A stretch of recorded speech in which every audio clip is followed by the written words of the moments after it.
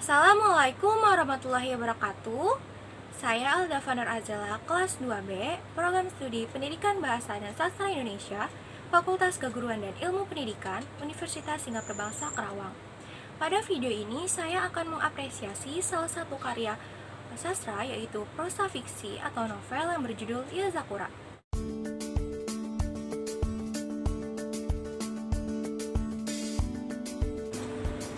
Yang pertama, saya akan menjelaskan identitas buku. Novel ini berjudul Yazakura atau yang dalam bahasa Indonesia memiliki arti Sakura Malam. Ditulis oleh Primadona Angela, diterbitkan oleh PT Gramedia Utama Jakarta pada tahun 2014 dengan jumlah halaman 360 halaman.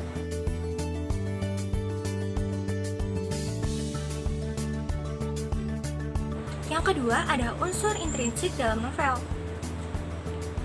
Novel ini menceritakan kisah persahabatan dua orang perempuan, yaitu Nila atau yang sering disapa Ai-chan, seorang perempuan kewarganegaraan Indonesia, dan Akane atau Aka-chan, warga negara Jepang.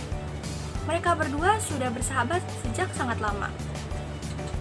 Mereka menggunakan email untuk saling mengabari, sampai suatu ketika Nila mendapat kabar dari Akane bahwa Akane divonis mengidap kanker. Sejak saat itu, mereka memutuskan apapun yang terjadi, mereka akan tetap bersahabat.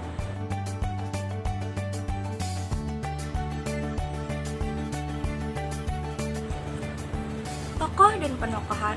Tokoh utama dalam novel ini yaitu Nila dan Akane. Nila memiliki sifat yang sederhana, baik hati, dan ramah. Akane sendiri memiliki sikap yang ceria, penyayang, dan baik hati. Lalu ada tokoh pendamping, yaitu Hiro. Hiro merupakan suami dari Akane, memiliki sikap yang penyayang dan pekerja keras. Selanjutnya ada Sora. Sora merupakan saudara dari Hiro, memiliki sikap yang mudah curiga kepada orang lain. Selanjutnya ada Daniel, yaitu calon suami dari Nila, memiliki sikap yang egois, pengekang, dan tidak mau kalah. Selanjutnya ada Ron. Ron merupakan anak dari Hiro dan Akane, memiliki sikap yang ceria.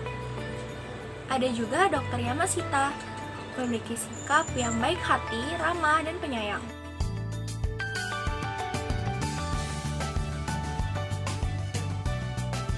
Alur dalam novel ini menggunakan alur campuran, di mana ada alur maju dan alur mundur atau flashback di beberapa bagian.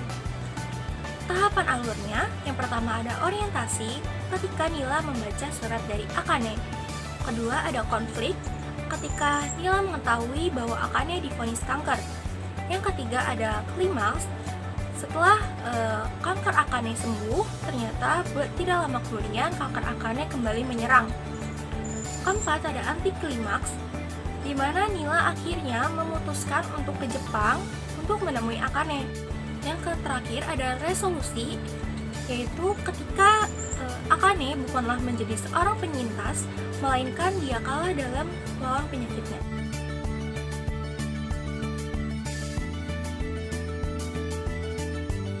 Latar tempatnya ada di Indonesia dan Jepang.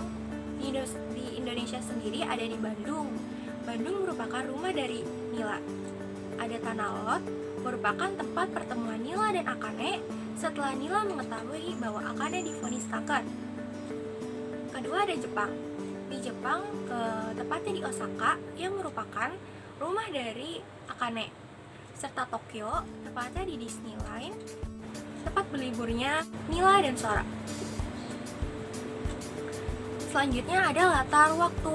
Latar waktunya sendiri itu pagi, siang, sore, di malam, karena menceritakan kehidupan sehari-hari tokoh tersebut.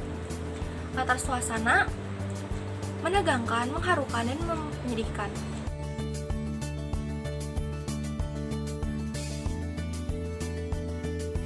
Sudut pandang dalam novel ini merupakan sudut pandang orang ketiga. Gaya bahasa dalam novel ini menggunakan bahasa yang sederhana, sehingga kita dapat dengan mudah merasakan emosi dari setiap tokoh yang ada.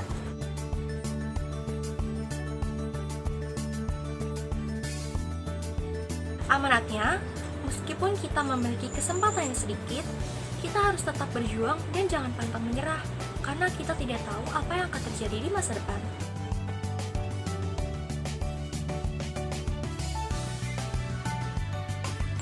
Temanya sendiri dalam novel ini yaitu ada sosial, kekeluargaan, dan romantis. Sosialnya dilihat dari hubungan persahabatan Nila dan Akane. Kekeluargaannya, hubungan keluarga Akane. Dan yang ketiga, romantis, dilihat dari hubungan Nila dan Sora.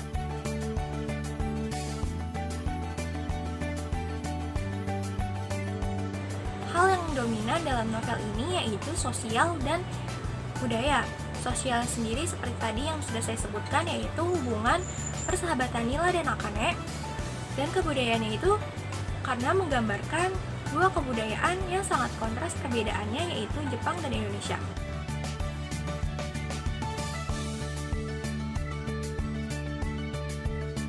Pendekatan yang dilakukan dalam novel ini yaitu pendekatan emotif.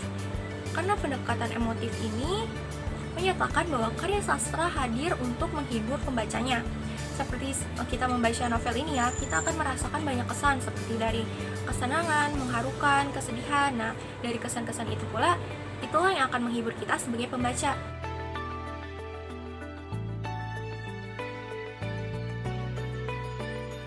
Kelebihannya, dari segi fisiknya, cover ini tuh sangat unik, simple, namun memiliki arti yang mendalam, cocok dengan judulnya Yozakura atau Sakura Malam. Kelebihan lainnya, dalam novel ini tidak hanya menceritakan tentang hubungan persahabatan, melainkan hubungan percintaan, perjuangan, dan harapan untuk melihat hari esok. Serta adanya kata-kata mutiara di setiap awal bab dan ilustrasi bunga sakura menambah kesan estetik dalam buku.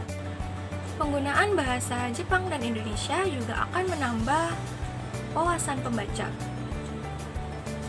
Kekurangannya yaitu terdapat penulisan nama tokoh yang salah, sehingga kita harus dengan teliti membacanya. Saya merekomendasikan buku ini untuk umum, terlebih lagi untuk orang-orang yang menyukai Jepang. Karena dengan membaca buku ini, kita akan dibawa pergi berimajinasi menembus jarak ribuan kilometer tanpa harus beranjak pergi. Buku ini juga ditulis untuk mengenang hubungan persahabatan penulisnya dengan teman Jepangnya yang sudah lebih dulu berpulang. Seperti itu yang dapat saya sampaikan. Mohon maaf apabila ada kata-kata yang kurang berkenan. Wabillahi taufiq wal hidayah. Wassalamualaikum warahmatullahi wabarakatuh.